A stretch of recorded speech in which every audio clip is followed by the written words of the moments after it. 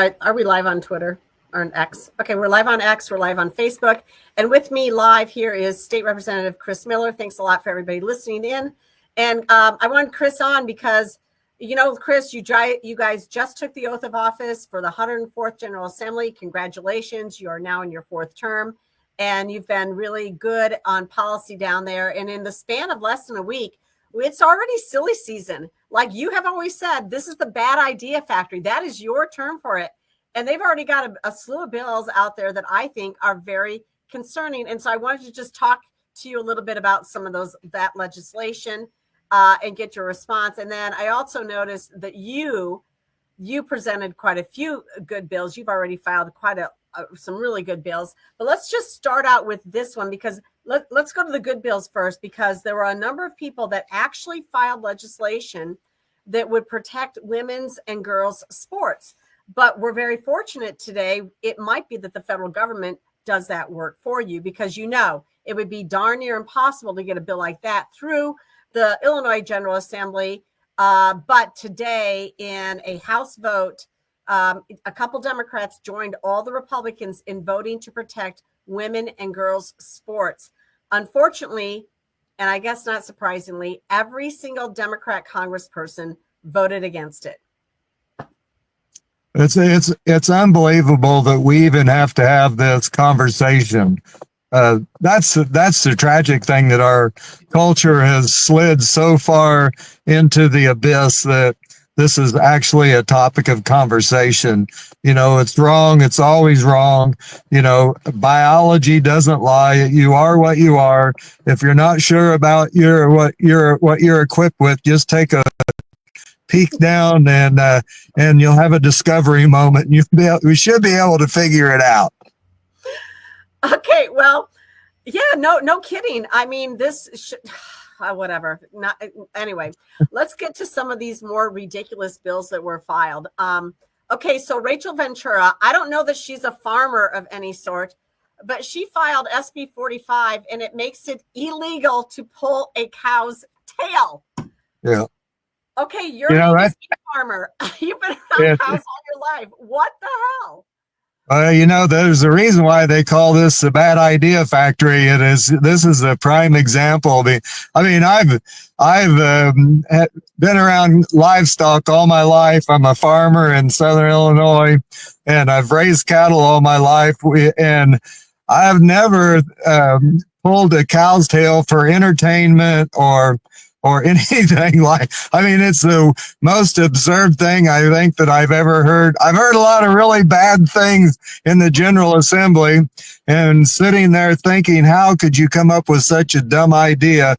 But I'm thinking that this has to be in the top 5. Well, I think you should invite her down to your farm. Maybe she could help you, round up the cattle. Go through the calving process and all that. Well, I know that, you know, it's just unbelievable that, you know, I don't even know whether I want to mention this, but my son has taglined those people like that.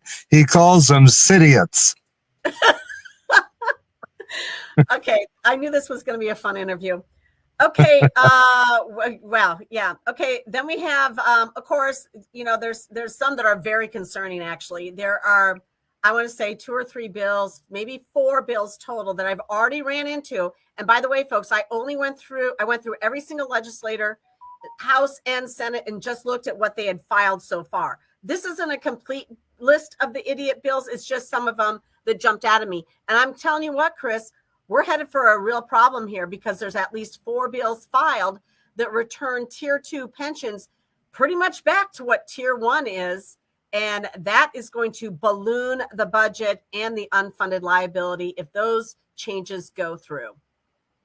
That's absolutely true. And I mean, the unaffordable pension that we have in place right now has put us hundreds of billions of dollars into the red. And I'm not sure exactly what the final number that they came up with, but I think it's someplace obviously north of 75 or 80 billion that is going to increase our pension liability. It's unsustainable. It's unaffordable. And it's really unfortunate that we haven't had a conversation about this. And I know my personal viewpoint is that I denied the pension, which would have been the golden parachute for me, because it is absolutely taxpayer abuse. These people are the pensioners are making someplace around over 1,000% return on their investment. And there is no pension system under God's green earth that give you that kind of return on your investment. And this is a conversation that we need to have. And the sooner we can have this conversation, the better off the financial stability of Illinois and the fiscal house needs to get in order. You're absolutely right. I mean, that's going to be a really glaring issue. It's going to be a big issue, and we're going to have a huge fight over that. Okay, there's, Kimberly Lightford in the Senate. She filed her race-based higher education funding. They're not calling it race-based, but it will be. Let's see, Representative Dudek, he filed a bill for gender-neutral language in contracts with joint ownership. So husband-wife instead becomes spouses, Representative Ford filed a bill allowing for the takeover of abandoned property. If it's been abandoned for a year, you can just go ahead and file for it if it's in your neighborhood. So you can just take somebody's property. That's what his does. Wow. Let's see. Somebody else filed for saying that the University of Illinois needs to divest of fossil fuels. Well, it's unbelievable because, fossil fuels allow us the ability to have cheap, affordable, reliable energy. And it's one of the reasons why we've been able to afford the lifestyles that we've been able to afford. And what they're doing is replacing cheap, affordable, reliable energy with expensive, unaffordable, and unreliable energy. And it's one of those things that it is absolutely asinine. And bottom line is, it is completely stupid for us to be able to be pursuing this line of the green bad deal. The Green Deal is a complete hoax. It's built on a house of cards. It won't stand the scrutiny of being a standalone industry. It has to have massive subsidies in order for it to exist. And plus, it's complete insanity to be covering the most productive ground in the world with solar panels. Yep, that's what we're doing. We're going to drive up food prices in doing this. We're going to drive up energy costs. It's going to be a disaster. And I'm so glad that you're on that energy committee so you can make sure people hear that. Okay, here's another doozy for you. This is your colleague, Representative Harper. She's going to require each contractor that participates in competitive bids with the state to review its records for evidence of the contractor's or a related party's participation in slaveholding or the slave trade, and to make certain disclosures with respect to that participation. Could you repeat that last sentence again? I didn't catch that. She's saying that if you have a competitive bid with the state of Illinois, that you need to review whether or not any of your contractors have records of ever being a slaveholder or involved in the slave trade. Oh my! I mean, she's talking about going back 200 years, 150 years. Every bit of it. I mean, I don't understand it. I'm not exactly sure how their brain engages, but I mean, I don't even think about this stuff. It's not even a thought that goes through my mind, because those issues have been settled, and we've been, we're the freest and most liberty-minded country in the world.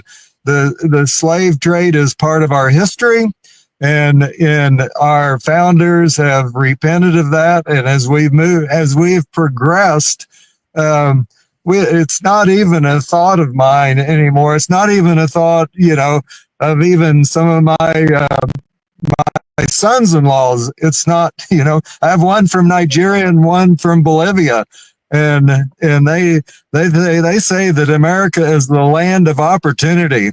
And so to be talking about something that occurred 152, close to 200 years ago, it's just ridiculous. Yep. Okay, I got a couple more for you. So Thaddeus Jones, his solution for his people only in the south suburbs is to give them $5,000 off of their property taxes. Just that's it. And if you owe less than that in property taxes, you pay no property taxes. This is his solution to high property taxes in the south suburbs. That's insane. The biggest problem with property taxes, it's a statewide problem. Yep. And they're making, by the time, especially for young families just starting out, they might be able to afford their mortgage, or they might be able to afford their real estate taxes. But when you combine the real estate tax on top of the mortgage, let alone the skyrocketing price of insurance, they're making it almost impossible for young families to get a starter home and get started to invest in their future. But what we need is massive real estate tax reform. I mean, a lot of states have caps on their real estate, but it's insanity when real estate taxes are like paying rent for the rest of your life, that you're renting your house from the government in some measure. And a lot of times, it doesn't take much of a home where, even down where we lived, to be $1,000 a month in real estate tax. And most young families just simply can't afford that. And I know that every time that ours continue to go up, it just makes me mad, because it's irresponsible government. It's irresponsible spending that has driven the cost of home ownership here in the state of Illinois. And as a result of it, people are leaving. I know that I have some kids that have moved to Tennessee, and I know that just in their real estate taxes alone, that they're saving about $10,000 a year to an equivalent type of home in Champaign-Urbana. And that's just wrong, to be driving for highly productive citizens of Illinois into another state just because it's so unaffordable to live here. I couldn't agree with you more. Okay, a couple other really kind of stupid bills. I forgot who filed this bill, but they want $1,000 income tax credit for the costs of recycling. So I'm sorry we have a recycling bucket, we have a regular garbage bucket, but you pay for both. So because recycling costs money, they want to give you $1,000 credit for recycling. And I'm telling you right now, look, my brother runs a very, very large landfill in Illinois, multiple of them actually. I'm telling you what, most of that recycling is going right in the landfill, because it is not recyclable. It is actually garbage. Okay, then there's this other one, Representative West. He wants to force a 10-cent deposit on every beverage container, and then prohibit the disposal of that beverage container into sanitary landfills. I don't know. It's just unbelievable. I mean, like mental health. Wait, no. I got an even better one for you. Oh my gosh, I forgot about this one. Blair Sherlock, who is a DuPage Democrat, she said she wants price controls on bottled water sold at entertainment venues, and she actually listed the price. It's like $2 for 16 ounces of bottled water. She wants price controls on bottled water. I mean, what the hell is wrong with these people? The thing that amazes me the most about all of these issues that you're citing is that Illinois is broke and people are leaving, and we can't have any substantive conversation about the price of the cost of inflation, the cost of groceries. out of control spending. I mean, there's so many issues that are really relevant to making the quality of life better for citizens here in the state of Illinois.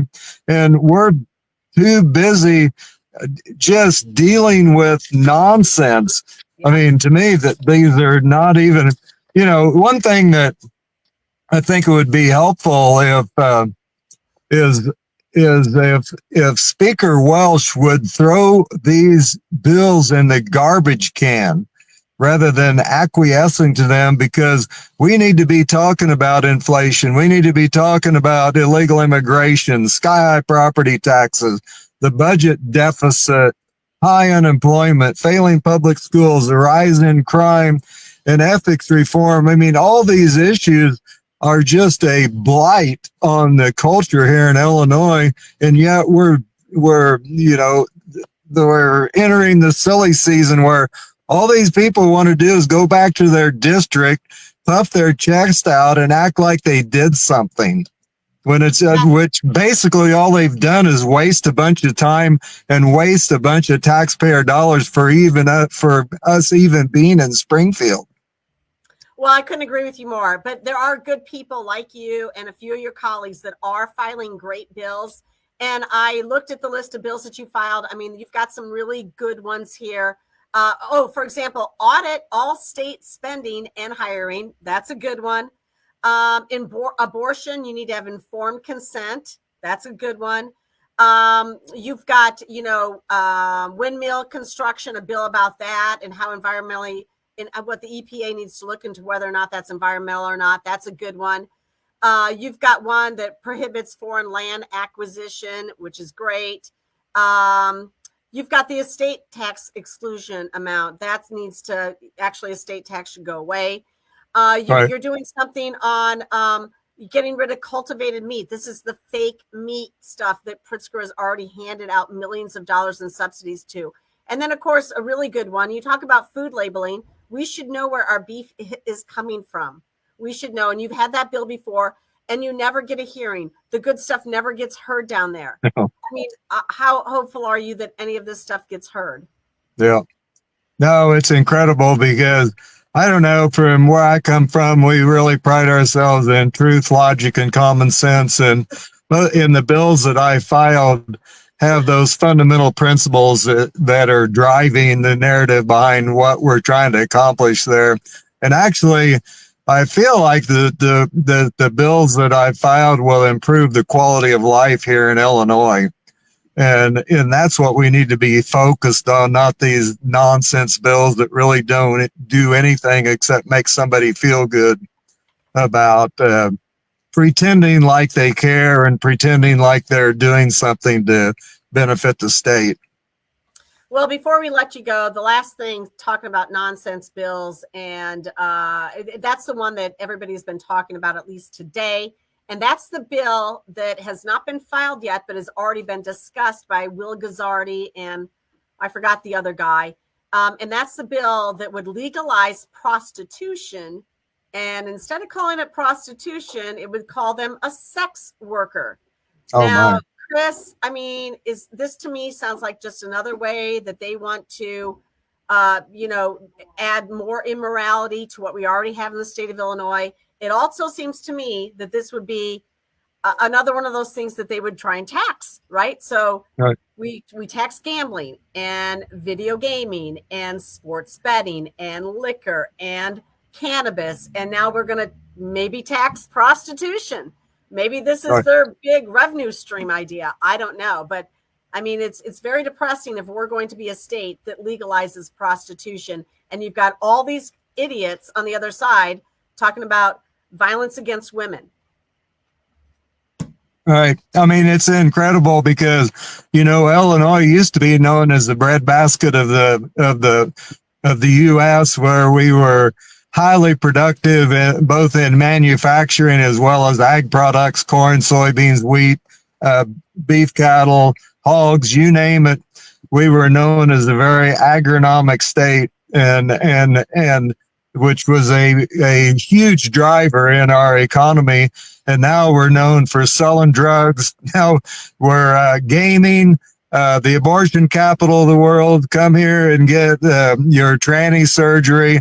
And now we're going to legalize prostitution. I mean, it's just incredible to me when you think about this and just the moral depravity and the moral decline in the Democrat Party that they would bring these types of bills forward is just unbelievable to me. Well, you know what? I promised you about 20 minutes. We're right there. I want to thank you so much for coming on and just doing a brief review of the legislation that's already been filed. We're so happy that you're down there fighting for us. I feel like you're our voice down there in Springfield. Thank you so much, Chris Miller, State Representative in the 101st State Representative District. Thank you for joining us. Thank you very much, Jeannie. It's great to be on. We'll continue to fight. Good. All right. Have a great day.